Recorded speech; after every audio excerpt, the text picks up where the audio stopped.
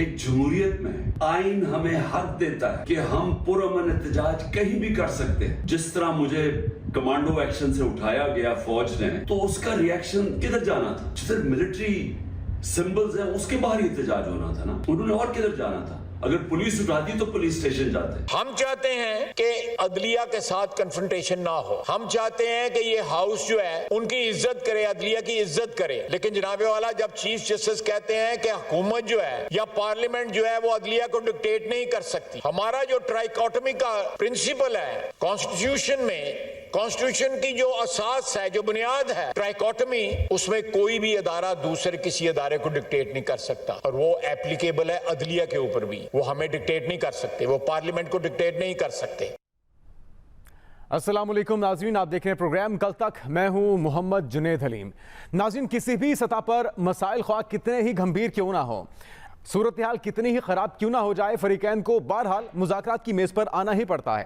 اگر اس حوالے سے دیکھا جائے تو صورتحال کچھ مختلف اس وقت نظر آ رہی ہے پاکستان میں. بطور وزیر اعظم عمران خان کہتے رہے کہ سب باتیں ہو سکتی ہیں, سب سے بات ہو سکتی ہے, لیکن چوروں کے ساتھ بات نہیں کی جا سکتی.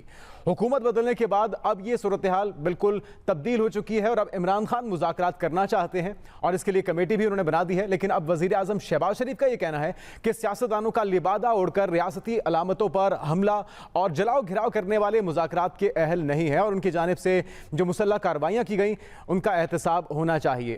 ترقی یافتہ جمہوریتوں میں بھی یہی رواج ہے. وزیر اعظم کے ان خیالات سے یہی معلوم ہوتا ہے کہ حکومت نے عمران خان سے مذاکرات نہ کرنے کا فیصلہ بالآخر کر لیا ہے. سوال یہاں پر یہ پیدا ہوتا ہے کہ حکومت کی اس سوچ سے ملک کو فائدہ ہوگا یا نقصان ہوگا, اور اگر مذاکرات نہ ہوئے تو پھر کیا ہوگا؟ دوسری جانب تحریک انصاف کو چھوڑ کر جو جانے والے افراد ہیں, اراکین ہیں, چاہے وہ بانی ممبران ہوں یا نوجوان کینڈیڈیٹس ہوں, ٹکٹ ہولڈرز ہوں, ان کا سلسلہ مسلسل جاری ہے, اور ابھی تعداد 100 سے بھی بڑھتی جا رہی ہے. جبکہ عمران خان اس سارے عمل سے بظاہر یہ تاثر دے رہے ہیں کہ وہ اس سے بالکل بھی پریشان نہیں ہیں, کیونکہ برطانوی نشریاتی ادارے کو جنہوں نے حالیہ انٹرویو دیا ہے, ان کا یہ کہنا ہے کہ پارٹی کو چھوڑ کر جانے والے, پی ٹی آئی کو چھوڑ کر جانے والوں سے انہیں کوئی فرق نہیں پڑتا. وہ اب نئے نوجوانوں کو شامل کریں گے, ان کو ٹکٹس دیں گے, اور جس کو وہ ٹکٹ دیں گے وہ بالآخر کامیابی حاصل کرے گا. اور اسی خوف کی وجہ سے موجودہ حکومت, پی ڈی ایم کی حکومت, الیکشن نہیں کروا رہی. بڑا بحران پیدا ہو سکتا ہے اگر یہ ڈیڈ لاک یوں ہی برقرار رہتا ہے. خان صاحب کا یہ کہنا ہے کہ میری پوزیشن اس وقت کمزور ہوگی جب میں اپنا ووٹ بینک کھو دوں گا, اور ایسی صورتحال بالکل نہیں ہے. عمران خان کا یہ کہنا ہے کہ پتہ لگانا چاہتا ہوں کہ اسٹیبلشمنٹ کی جانب سے ہمیں دور سے باہر کیوں کیا جا رہا ہے, اور آخر اس سے ملک کو کیا فائدہ ہوگا. اب یہاں پر سوال یہ پیدا ہوتا ہے کہ کیا اسٹیبلشمنٹ عمران خان کو واقعی دور سے باہر کرنا چاہتی ہے؟ سپریم کورٹ کے حوالے سے بھی آج کی اہم ڈیولپمنٹ ہے. آپ کے علم میں ہے کہ آڈیو لیکس کمیشن تشکیل دیا گیا, کل اس کی سماعت بھی ہے, لیکن آج وفاقی حکومت نے بینچ پر اعتراضات اٹھا دیے ہیں. نیا بینچ تشکیل دینے کی درخواست بھی حکومت نے دائر کر دی ہے, اور درخواست میں یہ موقف انہوں نے اپنایا ہے کہ موزس چیف جسٹس عمر اتاب بندیال ہوں, جسٹس اعجاز الاحسن ہوں, یا پھر جسٹس منیب اختر, 5 رکنی لارجر بینچ سے وہ خود کو الگ کر دیں اور اس سے بیٹھنے سے انکار کر دیں. جبکہ قومی اسمبلی میں اظہار خیال کیا گیا آج خواجہ آصف کی طرف سے, آپ نے آغاز میں بھی ان کی گفتگو سنی. ان کا یہ کہنا تھا کہ کابینہ نے آڈیو لیکس پر ایک کمیشن بنایا ہے جس میں سینئر ترین ججز رکھے گئے ہیں, مگر چیف جسٹس نے اس کو کام سے روک دیا. ہم نے چیف جسٹس کو اس لیے شامل نہیں کیا کیونکہ آڈیوز میں خود معزز چیف جسٹس کی خوش دامن یعنی کہ ان کی ساس صاحبہ شامل تھیں.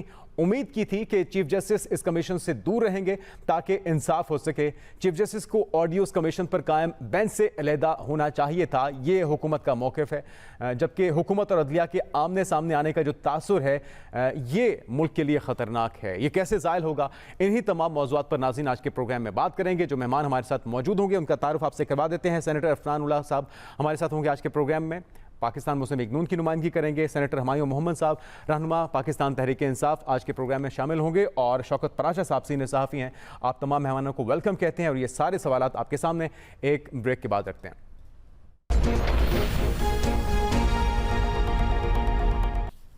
عظیم بریک کے بعد آپ کو کہیں گے خوش آمدید. عفنان اللہ صاحب, سب سے پہلے سوال آپ سے یہ ہے کہ ایک بینچ آپ نے بنایا آڈیو لیکس کمیشن پر, اس پہ چیف جسٹس کی طرف سے اعتراض آیا, نیا بینچ تشکیل دیا گیا, اس پہ آپ نے اعتراض اٹھا دیا ہے. اگر آپ کے اعتراض کو تسلیم کیا جاتا ہے اور ان 3 جج صاحبان کو اس بینچ کا حصہ نہیں رہنے دیا جاتا تو پھر تو آپ فیصلہ یقینی طور پہ تسلیم کریں گے, لیکن اگر ایسا نہیں ہوتا تو پھر کیا صورتحال ہوگی؟ ڈیڈ لاک یوں ہی برقرار رہے گا, فیصلہ تسلیم نہیں کیا جائے گا حکومت کی طرف سے؟ جی بسم اللہ الرحمن الرحیم. دیکھیں بات یہ ہے کہ جو اپنا قانون ہے اور جو عدلیہ سے کچھ ریلیٹڈ ایسے ٹریڈیشنز ہیں اور ایسے معاملات ہیں جو یونیورسل ہیں.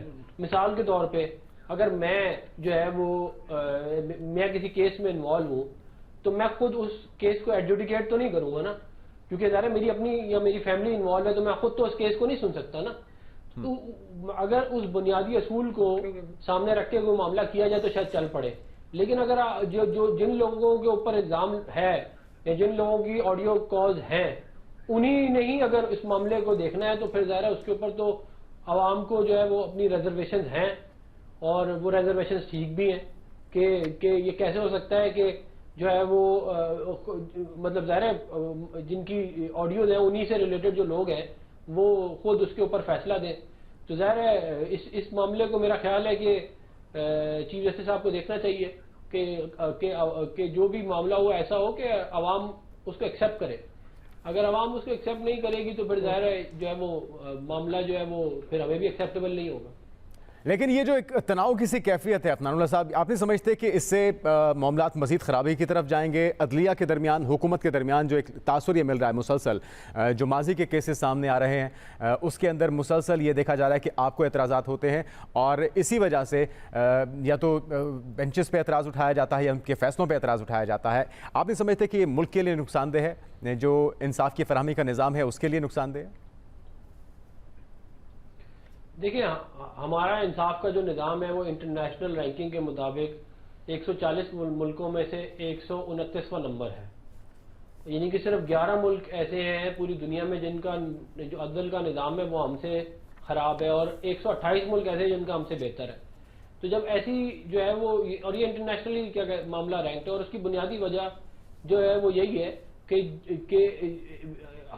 انفارچونیٹلی ہمارے ملک میں جو جس سیٹ پہ بیٹھا ہوا ہے وہ یہ سمجھتا ہے کہ وہ خود جو ہے وہ آئین بھی ہے اور قانون بھی ہے.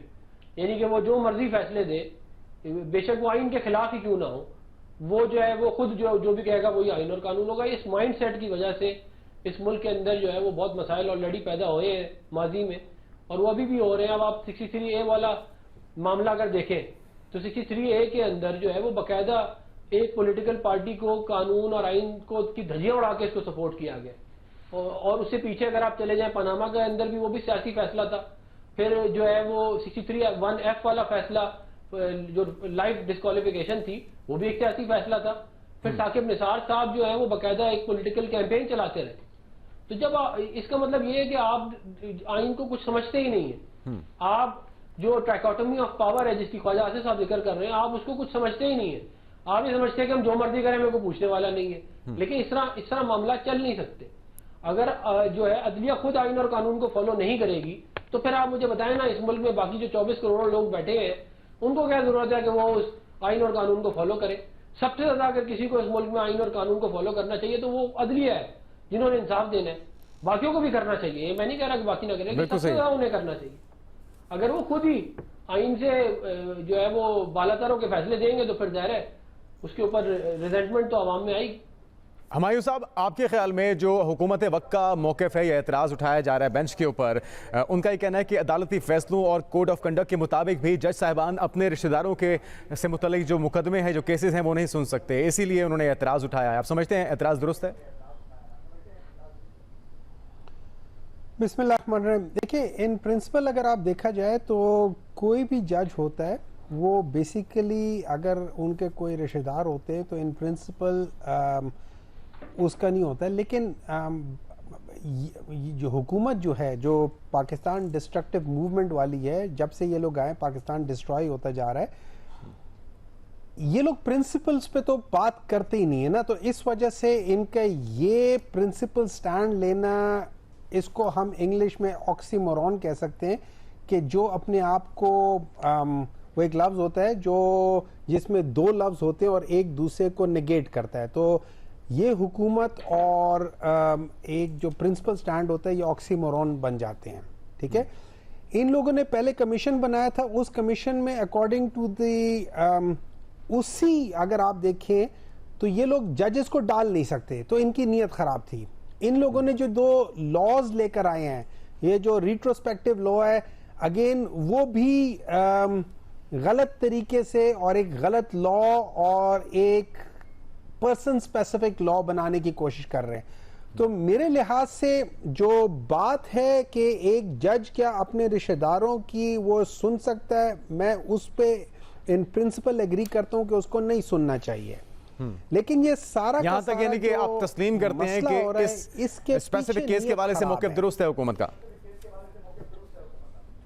نہیں, دیکھیں اس کیس کے بارے میں کے لحاظ سے ان کا موقف درست نہیں ہے. اس ایک بات کے لحاظ سے وہ ہے, اس کیس کے لحاظ سے ان کو یہ کیس کرنا, اچھا جب یہ لوگ کیس کرنا چاہتے ہیں تو ان کو چاہیے کہ جو جسٹس قیوم اور شہباز شریف کی جو ویڈیو لیک تھی اس کے اوپر کیا تھا, جو باقی دیکھیں سب سے پہلے تو آپ نے یہ دیکھنا ہوگا کہ جو ویڈیو لیکس ہیں ان میں جو سپریم کورٹ کے جو کنڈیشنز ہیں کہ آپ کن کن کنڈیشنز پہ آپ آڈیو لیکس یا جو بھی ہے نا ان کو کر سکتے ہیں. آج خواجہ آصف صاحب کہہ رہے تھے کہ لنڈن میں بیٹھ کے لوگ کر سکتے ہیں. خواجہ آصف صاحب کو تو پتہ ہے کہ لنڈن میں بیٹھ کے یہ لوگ کرتے رہے ہیں, مطلب ان کی حکومت ہی تو مریم نواز کو تو کام ہی ہے یہ ساری چیزیں ریکارڈ کرنا, ہر ایک جج کا ہر ایک. لیکن ہمارے صاحب یہ تو ایک عام شہری بھی جانتا ہے کہ انصاف, تو اگر آپ مجھ سے پوچھیں انصاف دینے کے لیے ضروری ہے کہ انصاف ملتا ہوا نظر بھی آنا چاہیے, پکڑ کے اندر کرنا چاہیے. ہمارے صاحب اس پہ تمام فریقین کا اعتماد ہونا ضروری ہے, اعتماد ہونا بھی تو ضروری ہے. اور آپ کی باتوں سے تاثر یہ لگ رہا ہے کہ یہ لوگ ٹھیک نہیں ہیں لیکن بات ٹھیک کر رہے ہیں اس اسپیسیفک پوائنٹ کی حد تک. نہیں, میں صرف ایک اس بات کو کر رہا ہوں, وہ ایک پرنسپل بات ہوتی ہے. دیکھیں میں کسی کو یا کسی چیز کے لیے بھی میں غلط بات نہیں کر سکتا. تو ایک صحیح بات ہے کہ ایک جج اپنے کسی رشتہ دار یا کوئی بھی شخص ہو کسی بھی جگہ پہ ہو وہ کرتا ہے, وہ اپنے رشتہ دار کے لیے وہ چیز نہیں کر سکتا کیونکہ وہاں باعث ازم آ سکتی ہے. تو یہ جو معاملہ ہے یہ ویسے ہمارے صاحب اس چیز سے تو آپ ایگری کریں گے کہ انتہائی اہم معاملہ ہے. دیکھنا پڑے گا کہ وہ رشتہ دار پہلا اس کی ریلیشنز کس حد تک آتی ہے, کیا دور پار کے رشتہ دار بھی ہوتے ہیں یا کر اس پہ مجھے I am not clear about the law, لیکن generally speaking yes that is truth. جی ٹھیک ہے. پراشا صاحب آپ کے خیال میں جو اعتراضات حکومت کے بینچ پر ہیں وہ درست ہیں, کیونکہ ابھی تو یہ صرف عدلیہ اسپیسیفک کیس ہے جو اس کے اندر اجاگر ہوا ہے, لیکن خان صاحب جو کہ ماضی میں کہتے رہے تھے کہ خفیہ ایجنسیوں کو بھی حق حاصل ہے کہ وہ اپنے پرائم منسٹر یا پریزیڈنٹ کے حوالے سے ان کی موومنٹ کے حوالے سے اگر چیزیں ریکارڈ کرتے ہیں تو ان کو پروٹیکٹ کرنا ہوتا ہے, یہ ضروری یہ ہے, یہ ٹھیک ہے, یہ جسٹیفائڈ ہے. لیکن آج ان کا موقف یکسر مختلف ہے کیونکہ آج یہ چیزیں ان کے اگینسٹ جا رہی ہیں, ان کے اپنے لوگوں کی آڈیو لیکس ہو رہی ہیں. تو یہ معاملہ بھی اس کیس کے اندر اجاگر ہو سکتا ہے اور اجاگر ہونا بھی چاہیے اور سلسلہ رکنا بھی چاہیے. تو آپ سمجھتے ہیں کہ یہ جو اعتراض اٹھایا حکومت نے درست ہے؟ دیکھیں پہلی بات تو اچھی ہے کہ ایک عدالتی عمل جاری ہے اور پٹیشن بھی آ رہی ہیں, وہ ٹیک اپ ہو رہی ہیں یا ریجیکٹ ہو رہی ہیں.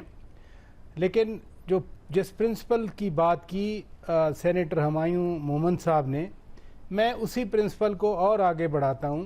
اور جو مریم نواز شریف صاحبہ نے جلسے میں کہا تھا کہ یہ ہو نہیں سکتا کہ ساس کا مقدمہ ہو اور داماد سنیں, تو یہ تو نہیں ہونا چاہیے نا.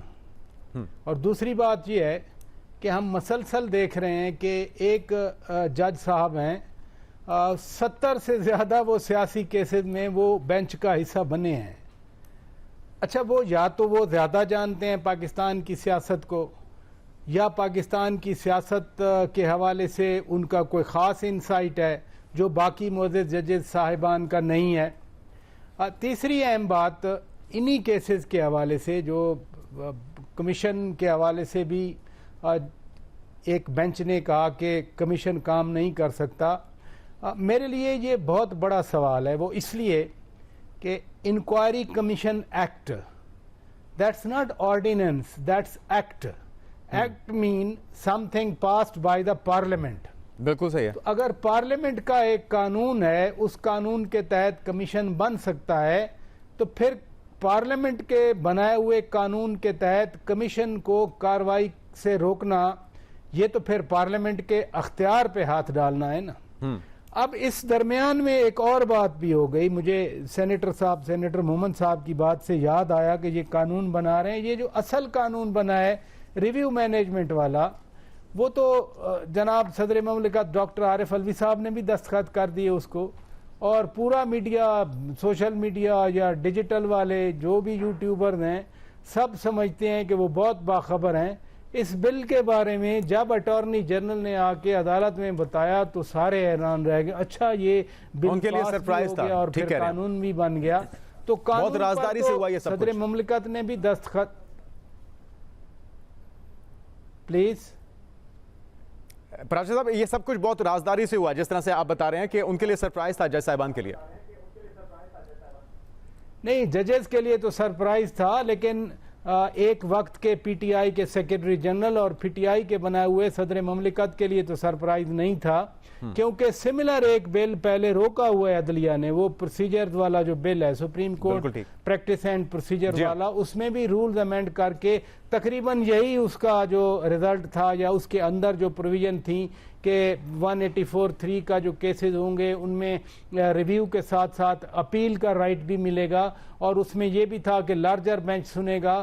وہ پریکٹس اینڈ پروسیجر جو بل تھا وہ تو سپریم کورٹ نے اسٹے کر کے اس کا عمل روک دیا تھا. یہی اس آرڈر میں تھا کہ نہیں تو پراجا صاحب آپ کو کیا لگ رہا ہے اگر ایک اسی طرح کا بل روک دیا جاتا ہے دوسرے کے اوپر صدر مملکت بھی اسے سائن کر کے پاس کر دیتے ہیں اتنی رازداری سے ہو جاتا ہے تو یہ کیا کہاں سے اتنا پریشر آ گیا کہ یہ سارا کچھ اتنی سموتھلی ہو گیا اور پھر آپ کو لگتا ہے کہ پرسن اسپیسیفک ہے. مطلب یہ ہے کہ اس کی جو امپلیکیشن ہے اس پہ پھر سب ایگری ہیں. امپلیکیشن یہ ہے وزیر قانون تو کہہ رہے تھے کہ میاں نواز شریف کا فائدہ نہیں ہے یا جہانگیر خان ترین کا فائدہ نہیں ہے. اٹ مینس کہ وہ کیسز کھلیں گے 60 دن کے اندر اندر ان کی اپیل آئے گی 60 دن کے اندر اندر وہ اپیل آ جائے گی تو لارجر بینچ بنے گا. لارجر بینچ جو ہے وہ اگر یہ جو آج پٹیشن آئی ہے کہ یہ 3 پرٹیکولر ججز نہیں بیٹھ سکتے تو اٹ مینس پھر اس بینچ میں بھی کہا جائے گا کہ یہ 3 ججز نہ بیٹھیں.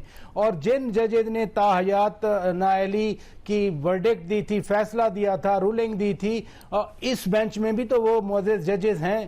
اگر اس طرح کے اعتراض میں ان ججز کو اس بینچ کا حصہ نہیں بننے دیا جاتا تو پھر تو جو باقی ججز ہوں گے ان کا کوئی بھی فیصلہ ہوگا ایک تو پھر پی ایم ایل این بھی مانے گی پی ایم ایل این کو تسلیم کرنا پڑے گا. اور اگر جو آپ جس تناظر میں کوسچن کر رہے ہیں کہ اس کا مطلب کیا ہے اس کا مطلب پھر یہی ہے کہ پھر ریلیف ملے گا میاں نواز شریف کو بھی ریلیف ملے گا پھر جہانگیر خان ترین کو بھی ریلیف ملے گا پھر نصرہ ٹاور کے جو متاثرین ہیں ان کو بھی ریلیف ملے گا. عفنان صاحب یہ جو ایک ظاہری بات ہے ایک بل پاس ہوا ہے قانون کا حصہ بن چکا ہے اور اس طرح سے ہوا ہے سارا کچھ کہ جج صاحبان کو بھی ان کے علم میں نہیں تھا ان کو عدالت کے اندر ہیرنگ کے دوران یہ سب کچھ پتا چلا. تو یہ درست ہے کہ میاں محمد نواز شریف کو جہانگیر ترین کو فائدہ پہنچانے کے لیے یہ اتنی اجلت میں ہوا سب؟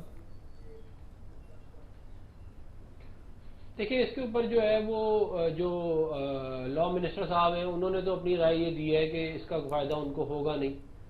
تو اب جو ہے وہ عرفان قادر صاحب جو ہیں وہ یہ کہتے ہیں کہ فائدہ ہوگا. اب یہ اس کے اوپر بھی بڑی کنفیوژن ہے کہ یہ ریویو جو ہے اس کا کوئی مطلب کہ اس سے کوئی پی ایم ایل این کو فائدہ ہے بھی کہ نہیں.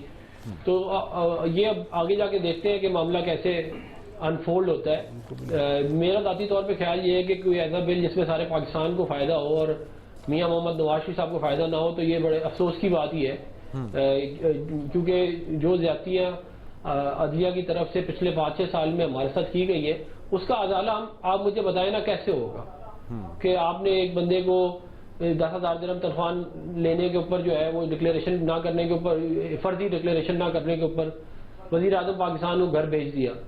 آپ نے اس کو لائف ٹائم ڈسکوالیفائی کیا. آپ نے اس کو پارٹی کی صدارت سے ہٹایا. یہ عدلیہ یہ سپریم کورٹ نے کیا یہ کام. پھر آپ وہاں بھی نہیں رکے. جب حکومت آ گئی تو یہی عدلیہ تھی جو ہمارے لوگوں کو اندر ایک کے بعد دوسرے کے بعد ایک چیز میں اس چیز کو اپریشیٹ کروں گا عفنان صاحب کہ آپ جس طرح سے اس کو کھلے دل سے اور اس کا اظہار بھی کر رہے ہیں کہ اگر ایسا ہوا ہے اور نواز شریف صاحب کو اس سے فائدہ پہنچتا ہے تو اس میں کوئی مذائقہ بھی نہیں ہے تو وزیر قانون اس کو کیوں ڈینائی کر رہے ہیں؟ وہ کیوں کہہ رہے ہیں کہ اس سے کوئی فائدہ نہیں پہنچے گا جبکہ تمام جو شکیں ہیں وہ یہی انڈیکیٹ کر رہی ہیں کہ اس سے فائدہ ہونے والا ہے ان کو. دیکھیں یہ تو آپ انہی سے پوچھیں. یہ بات تو مجھے بھی سمجھ نہیں آئی. میرے ساتھ بہت سارے لوگوں کو اور بھی سمجھ نہیں آئی کہ یہ معاملہ ہے کیا. تو یہ تو کلیریفیکیشن وہ خود ہی دے سکتے ہیں کہ یہ انہوں نے کیا کیا ہے کس کے لیے کیا اور کیوں کیا ہے. میں جو ہے وہ میں نے جتنا اس قانون کو پڑھا ہے میرا ذاتی طور پہ خیال یہ ہے کہ ریویو فائل ہو سکتا ہے. لیکن جس قسم کا جو ہے وہ ماحول اس وقت ہے سپریم کورٹ میں تو وہ تو صرف ایک پارٹی کو ہی ریلیف مل سکتا ہے وہاں پہ، اور وہ پاکستان تحریک انصاف ہے، اور وہ چاہے کچھ بھی کرے ان کو وہاں سے ریلیف ملتا رہا ہے، اور پہلے بھی ملتا رہا ہے، اور آئندہ بھی ایسے ہی لگ رہا ہے کہ فورسیبل فیوچر میں انہی کو ریلیف ملے گا، کیونکہ جیسے میں نے پہلے کہا تھا کہ یہ معاملہ آئین اور قانون کا ہے ہی نہیں. انفارچونیٹلی پاکستان کی سیاست کا محور جو ہے وہ سپریم کورٹ بن گئی ہے، حالانکہ ان کو نہیں ہونا چاہیے، ان کو اپنا کام کرنا چاہیے، لیکن پاکستان کی ایگزیکٹو، پاکستان کی سیاست پاکستان کی ہر چیز اب ارد گرد گھوم رہی ہے. حالانکہ اصولی طور پہ تو ججوں کے فیصلے بولتے ہیں، اور بڑے کمپیٹنٹ ججز ہیں سپریم کورٹ میں آپ کو بتاؤں، میں نے کچھ ججوں کے فیصلے پڑھے ہیں اور بہت زبردست ججز بھی بیٹھے ہوئے وہاں پہ، لیکن انفارچونیٹلی ان بیچاروں کو سائڈ لائن کر دیا گیا ہے، اور وہ ایک چند لوگ ہیں وہی ہر فیصلے میں ہر کیس کو آگے سنتے ہیں، جو کہ انفارچونیٹ ہے. اور میرا یہ خیال ہے کہ عدلیہ کو یہ بات دیکھنی چاہیے کہ وہ کسی کے لیے ایک پولیٹیکل ٹول کے طور پہ استعمال نہ ہو. ہمایوں صاحب ایگری کریں گے؟ ہوگا یہی کہ پھر اب ہمایوں صاحب اس پوائنٹ سے ایگری کریں گے؟ یقینی طور پہ تمام عدلیہ کے تمام جج صاحبان ہمارے لیے قابل احترام ہیں، بہت زیادہ ہم سے وہ قانون کو، آئینی معاملات کو سمجھتے ہیں، جانتے ہیں، لیکن یہ تاثر جانا کہ ان کا ٹلٹ کسی ایک طرف ہے، یا ایسے کیسز جن کے اندر ان کے رشتہ دار شامل ہیں، یا ان کے مقدمات کے اندر ان کی ایسے کچھ شواہد سامنے آ رہے ہیں، تو انہیں خود ہی اجتناب برتنا چاہیے تاکہ انگلیاں اٹھانے کا موقع کسی کو بھی نہ ملے، نہ حکومت کو ملے. دیکھیں جی، میں پہلے ابھی پراچا صاحب نے ایک بات کی تھی کہ ایک حکومت نے ایک بڑا اچھا کمیشن بنایا تھا، تو میں ان کی یادداشت کے لیے بتا دیتا ہوں کہ جو سپریم کورٹ کے جو کوڈ آف کنڈکٹ نمبر 7 کے لحاظ سے ہے، اس میں 7 ہے، اس میں کہتے ہیں کہ جو ایکسٹرا جوڈیشل ڈیوٹیز ہوتی ہیں اور رسپانسبلٹیز ہوتی ہیں، چاہے وہ آفیشیل ہو یا پرائیویٹ ہو، اس میں ججز کو نہیں بیٹھنا چاہیے. اور یہ جو کمیشن بنا تھا، کیونکہ جو جوڈیشل کمیشن، جب آپ ججز کو، جو حاضر سروس جج ہوتے ہیں، وہ صرف اور صرف جوڈیشل کمیشن کے انڈر آتے ہیں، اور وہ تھرو سپریم کورٹ بن سکتے ہیں، وہ ویسے نہیں بن سکتے. تو یہ ان کا جو طریقہ کار تھا، جس طریقے سے انہوں نے کمیشن بنایا تھا، وہ ہی غلط تھا، وہ ہی کنٹروورشل تھا. اسی کے پیچھے ہی ان کے جو گندے، یا آپ یہ سمجھ لیں کہ کیا کہہ سکتے ہیں اسے، 2 نمبری والے جو سوچ تھی نا، وہ ان کے پیچھے تھی. اب انہوں نے بات کی ہے کہ یہ جو پریکٹس اینڈ پروسیجرز، اور اس کو جب روک دیا گیا ہے، تو انہوں نے اس کے پیچھے دوسرا بل پاس کروا دیا ہے، ایکٹ پاس کروا دیا ہے. اب یہ یاد رکھیں کہ جو ایکٹ ہوتا ہے نا، وہ جو آپ کے آئین ہوتا ہے اس کے انڈر ہوتا ہے، وہ اس کے ساتھ تصادم نہیں کر سکتا. اچھا، یہ دونوں جو بل انہوں نے پاس ہوا ہے، یہ دونوں ایک دوسرے کو کانٹرڈکٹ بھی کرتے ہیں، لیکن یہ جو ابھی نیا والا جو ہے، اس میں انہوں نے ایک چیز ڈال دی ہے کہ یہ اوور رائڈنگ افیکٹ ہے، ٹھیک ہے. لیکن اس میں جو نمبر 5 ہے، جو مین چیز ہے جس میں ان کو ریویو کے لیے کیا ہوا ہے، وہ ریویو آپ کی، میرے لیے، یا یہ جو ہمارے عام لوگوں کے، ان کے لیے نہیں ہے بھائی جان، یہ کسی عام انسان کے لیے نہیں ہے، یہ صرف اور صرف ایک شخص کے لیے، وہ ہے میاں محمد نواز شریف. جہانگیر بیچ میں فائدہ اٹھا لے، یا کوئی فائدہ اٹھا لے تو اٹھا لے، اللہ نہ کرے، لیکن جس طرح کے حالات بن چکے ہیں، آپ کو تو خوش ہونا چاہیے کہ کل کو خان صاحب بھی اس سے فائدہ اٹھا سکتے ہیں.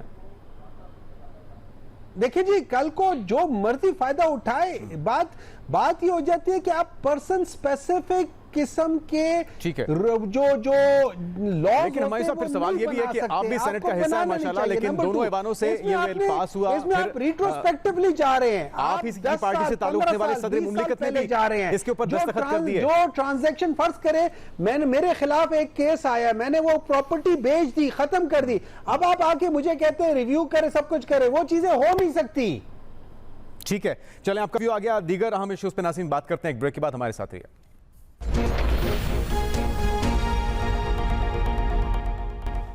ناظرین بریک کے بعد خوش آمدید.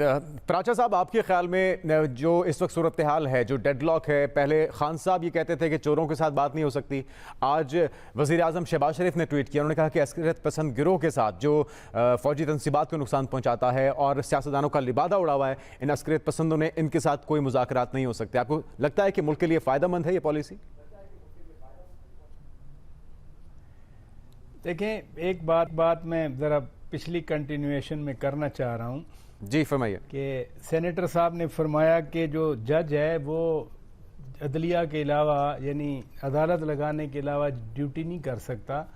جسٹس قاضی فائد عیسیٰ صاحب نے یہی تو بات کی تھی کہ میں نے قانون کے تحت حلف اٹھایا ہے اور قانون کے تحت میری ذمہ داری لگی تھی. پلس میں یہ بھی یاد کروا دوں کہ جب 2014 میں دھرنا لائے تھے خان صاحب حلقوں میں دھاندلی کے لیے، اور اس کے بعد آپ کو بھی شاید یاد ہو لیکن آپ کے ویورز کو ضرور یاد ہوگا کہ ایک جوڈیشل کمیشن باقاعدہ بنا تھا وہ 2013 کے الیکشن میں دھاندلی کی پروب کرنے کے لیے. تو یہ ڈیوٹیاں لگتی ہیں ججز حضرات کی. باقی جو انہوں نے فرمایا سینیٹر صاحب نے کہ وہ بدنیتی سے بنائے یا جھوٹ بول رہے ہیں، وہ سیاسی معاملہ ہے، وہ آپ کے ساتھ ایک اور سینیٹر صاحب بیٹھے ہیں، وہ جواب دیں گے. مذاکرات کے حوالے سے جو 7 رکنی خان صاحب نے کمیٹی بنائی ہے، اس 7 رکنی کمیٹی میں کیا 7 کے 7 بندے ہیں ابھی؟ اگر ہیں تو کیا باہر ہیں یا وہ کہیں چھپے ہوئے ہیں یا جیل میں ہیں؟ تو مذاکرات کی اس صورتحال میں خاص طور پر جب 9 مئی کے واقعات ہو گئے، اور مجھے خوشی ہے، میں دل سے کہہ رہا ہوں، سینیٹر صاحب نے مذمت کی، بڑا پن ہے ان کا، پاکستان کے ساتھ ان لوگوں کی محبت ہے، پاکستان کے ساتھ وفاداری ہے، پاکستان کی جو مسلح افواج ہیں جو قربانیاں دیتی ہیں ہم سب کی حفاظت کرنے کے لیے، ان کے لیے اچھے انہوں نے، میں نے ان کی پریس کانفرنس سنی تھی اور آتے ہی میں نے انہیں کہا کہ آپ نے اچھی پریس کانفرنس کی تھی. تو جو مذاکرات والی بات ہے، 9 مئی کے بعد تو حالات اور زیادہ بدل گئے نا. اب خان صاحب پوائنٹ آف اسٹرینتھ سے نہیں کہہ رہے. اگر خان صاحب پہلے مذاکرات پہ مان جاتے، 9 مئی کے واقعات نہ ہوئے ہوتے، پارٹی میں اس طرح سے لوگوں کا لائن نہ لگا ہوتا جانے والوں کا، تو پھر تو پوائنٹ آف اسٹرینتھ تھا. ابھی پوائنٹ آف اسٹرینتھ نہیں ہے. گورنمنٹ اس لیے انکار کر رہی ہے کہ گورنمنٹ کا پوائنٹ آف اسٹرینتھ ہے، پولیٹیکل ٹرمز میں بات کر رہا ہوں.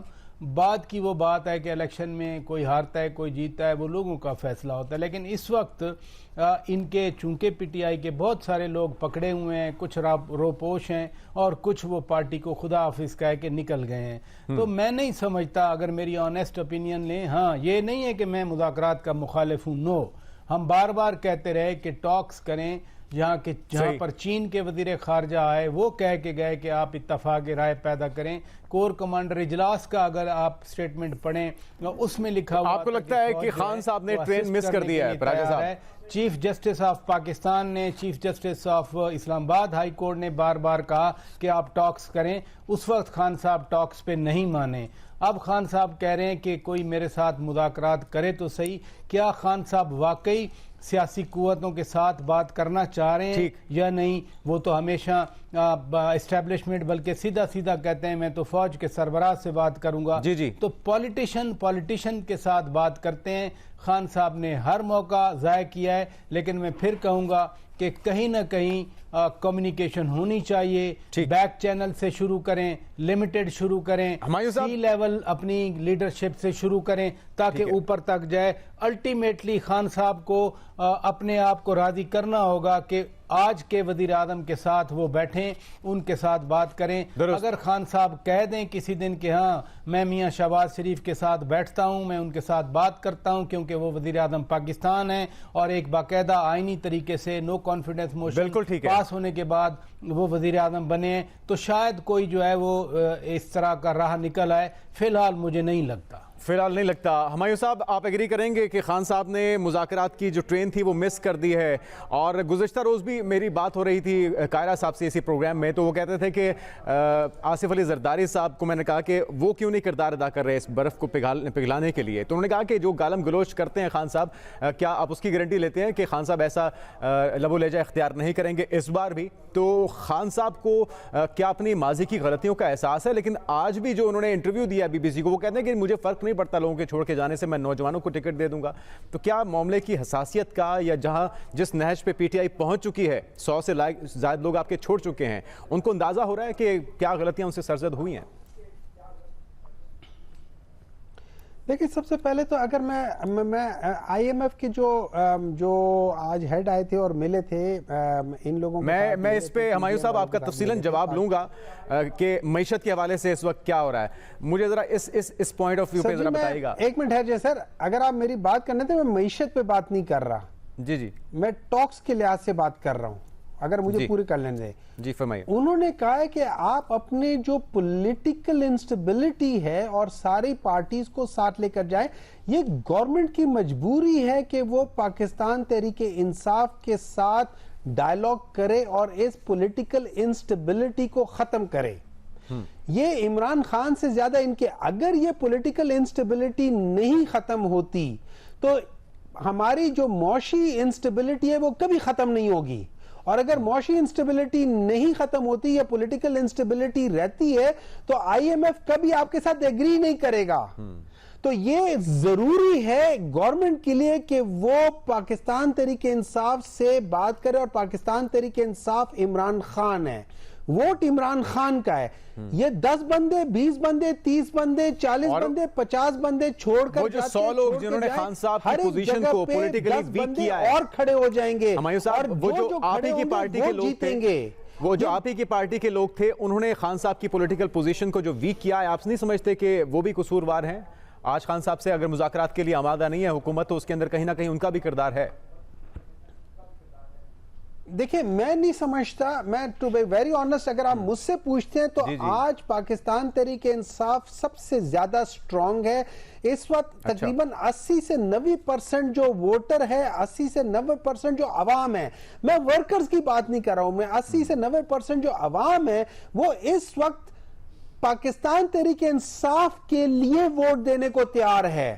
اور یہی وجہ ہے کہ آج یہ حکومت اور پی ڈی ایم والے اور سارے لوگ جو ان کو سپورٹ کر رہے ہیں ان سب کو سمجھ نہیں آ رہا کہ ہم کیسے ڈیل کریں ان کے ساتھ. اگر یہ خان کو ڈسکوالیفائی کرتے اور خان کو کنگ نہیں بننے دیتے, خان کنگ میکر بن جائے گا. یہ خان کنگ میکر ہوگا یا خان ہوگا کنگ ہوگا, اس کے بغیر اور کچھ ہو نہیں سکتا. تو اس لحاظ سے ان کو جو مرضی کر لے. آپ کے کولیگ بھی ہیں لیکن دعویٰ بہت بڑا کر رہے ہیں, وہ کہہ رہے ہیں کہ ابھی بھی اس وقت سب سے بڑی political party P T I ہے اور آپ لوگوں کو سمجھ نہیں آ رہا کہ ان کس طرح سے ٹیکل کرنا ہے, اور اسی خوف کی وجہ سے انتخابات بھی نہیں کروا رہے. شاید آپ ایگری کریں گے؟ آپ دیکھیں بات یہ ہے کہ اگر میں جو ہے ادھر بیٹھ کے کہوں کہ جی مجھے 99% لوگ پاکستان کے سپورٹ کرتے ہیں تو مطلب یہ ایم کو کی جنت میں رہنے والی بات ہی ہوگی نا.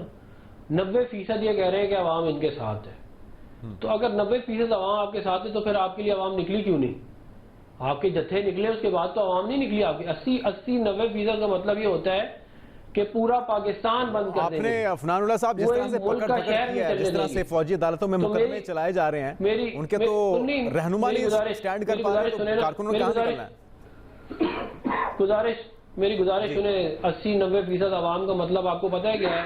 80-90% کا عوام کا مطلب ہے ووٹر کا اگر لے لے تو 9-10 کروڑ لوگ. میں کہتا ہوں 9-10 کروڑ کا 1% بھی ان کے ساتھ نہیں ہے. یہ جو بول رہے ہیں نا کہتے ہیں الیکشن کروائے نا, یہ خود میری اپنی کمپنی, میری گزارش سن لیں, اپنی میں اگر ایک کمپنی بناؤں, رجسٹر کر لوں آن لائن اور اس کا ایک سروے کرا لوں خود ہی, اور اس کے اندر لکھ دوں کہ جی میں 80% مجھے بریک کے لیے کہا جا رہا ہے. آپ ہی کی گفتگو کو یہیں سے آگے بڑھائیں گے ایک بریک کے بعد. ناظرین ہمارے ساتھ رہیے گا.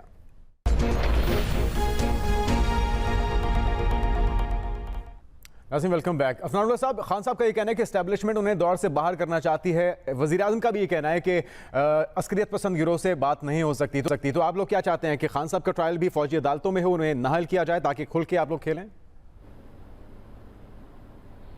دیکھیں اس کو تو یہ جو لیگل میٹر ہے, یہ تو جو اس کی لیگل سائٹ جو لوگ دیکھ رہے ہیں وہ اس کے اوپر کامنٹ کر سکتے ہیں کہ ان کو کیسے ٹرائل کیا جائے. لیکن یہ اس میں تو کوئی شک نہیں ہے کہ عمران خان صاحب نے انسٹیگیٹ کیا ہے ایک کو with in the arm forces, اور انہوں نے جو ہے وہ جتھے لے کے ریڈیو پاکستان کو کمانڈر ہاؤس اور جی ایچ کیو کے اوپر حملہ کیا ہے. پاکستان کیا اس چیز کے شواہد ہیں کہ خان صاحب نے خود پلاننگ کی ہے 9 مئی کی؟ جی بالکل ہیں, اس کے شواہد موجود ہیں. ان کے جو لوگ ہیں انہوں نے بھی اس بات کی گواہیاں دی ہیں, اور اس میں کوئی شک نہیں ہے کہ جو لوگ یہ کر رہے تھے آن دا گراؤنڈ, جن کی ویڈیوز موجود ہیں وہ پی ٹی آئی کے لوگ ہیں. اچھا, کیا یہ بات بھی درست ہے عفنان صاحب کہ کوئی سینئر رہنما پی ٹی آئی کا وعدہ معاف گواہ بننے جا رہا ہے؟ بہت سارے بنیں گے انشاءاللہ, آپ دیکھتے جائیں.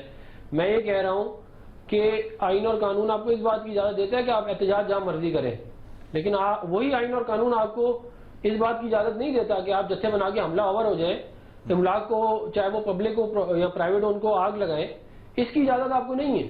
آپ بہت بڑا آپ کریں بے شک جو ہے احتجاج، لیکن یہ کوئی طریقہ نہیں ہے کہ آپ انسٹیگیٹ کریں کو with in the arm forces, اور یہ جو ہے یہ مائنڈ سیٹ ہی ٹھیک نہیں ہے۔ پھر جو یہ پولیٹیکل سٹیبلٹی کی انہوں نے بات کی سینیٹر صاحب نے، میمن صاحب نے، پچھلے 12 سال میں جو مین پاکستان کے اندر ڈی اسٹیبلٹی فیکٹر ہے پولیٹکس میں، اس کا نام عمران خان ہے۔ جب حکومت میں تھا تو ڈی اسٹیبلٹی تھی، جب اپوزیشن میں تھا تو ڈی اسٹیبلٹی تھی۔ سی پیک کو انہوں نے سیبوٹاج کیا، چائنا کے پریزیڈنٹ کو انہوں نے نہیں آنے دیا، سول ڈس اوبیڈینس انہوں نے کی، دھرنے انہوں نے کیے، یہ مسلسل ایک کے بعد دوسرا سازشیں کرتے رہے وہ تو سارا کچھ تھا، لیکن ابھی اور اس کے بعد کہتے ہیں کہ پولیٹیکل اسٹیبلٹی نہیں ہے، پولیٹیکل اسٹیبلٹی کہاں سے آئے گی؟ نہ کوئی دھرنا ہے، نہ کوئی احتجاج ہے، وہ اس لیے نہیں سمجھ رہی نا کیونکہ آپ مجھے بتائیں نا، مجھے $315 پہ پہنچ گیا آج۔ کہ فارمر پرائم منسٹر ڈار صاحب یہ کہتے ہیں کہ معیشت خطرے میں، لیکن آپ نے پریشان نہیں ہونا، یہ تو وہی بات ہوگی جو خان صاحب کہتے تھے کہ آپ نے گھبرانا نہیں کہ پاکستان ڈیفالٹ ہونے کے لیے جا رہا ہے، تو پھر ظاہر جو ہے وہ آپ مجھے بتائیں نا پوری دنیا میں کیا اس کا امیج جائے گا؟ جب وہ پوری دنیا میں انٹرویوز دے کے پاکستان کو بدنام کرے گا اور جھوٹی سازشیں گڑے گا، اس کا نقصان پاکستان کی معیشت کو ہی پہنچے گا نا۔ اور انہوں نے پورا ایک اسکیم بنا کے پوری کیمپین چلائی پاکستان کے خلاف۔ ٹھیک ہے، ہمارے پاس وقت کی افنان اللہ صاحب ہمارے ساتھ موجود تھے، سینیٹر ہمایوں صاحب اور پراچا صاحب، سب کی تفصیل خبری کا بہت شکریہ۔ آج کے پروگرام سے اتنا ہی، اجازت دیجیے، اللہ حافظ۔